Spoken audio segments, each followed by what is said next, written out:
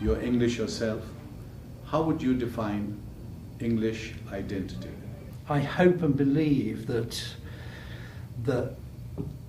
Britain, England, can still stand for some absolute, to me, sacrosanct values which we manifest through the behaviour of our peoples and our governments around questions of democracy and human rights, and I would hope tolerance. So for me, I see part of the UK identity myself as being multifarious, multicultural, not just because I myself come from a multicultural background in the UK, but Britain, in a funny way, like America, has always been multi-constituted.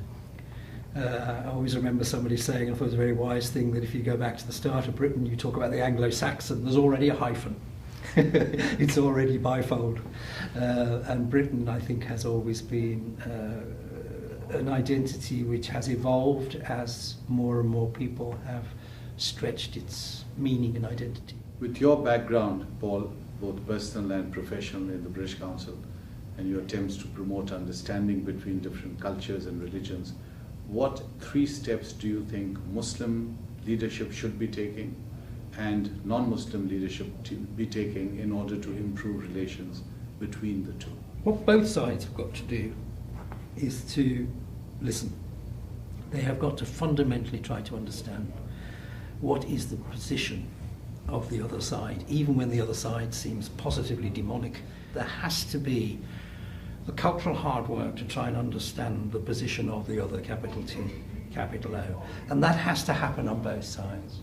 And actually, when I was in Egypt for 5 years and we developed a big program with the Isla there, I was wonderfully excited by the fact that the Grand Imam of the Al-Azhar said, the main thing we want to do with you is understand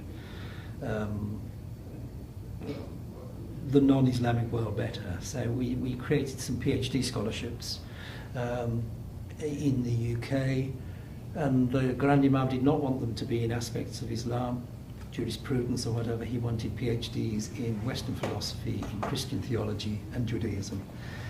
We have got to get onto a platform of true understanding of the other. And the bulk of the people of the world are tolerant. I've lived over half my life living in Islamic communities, as you specifically talk about in Islam, and I have never met myself an intolerant Muslim person. I have never met anyone in any of the countries I've lived of the Muslim faith who have said thumbs up to any of the horrors that are happening over the past 20 years. So let us remember that the Holy Quran is one of the great texts of tolerance, of social equity, of living together wisely. The majority of the people of the world want the same thing. They want to live in peace. They want opportunity and happiness for their children. They want, let's take it right back to Plato. They still want to ask the question, what is the good life? And when they found the answer, they want to live it. And they know it's not found in guns and hatred. And I think we have to hope for that.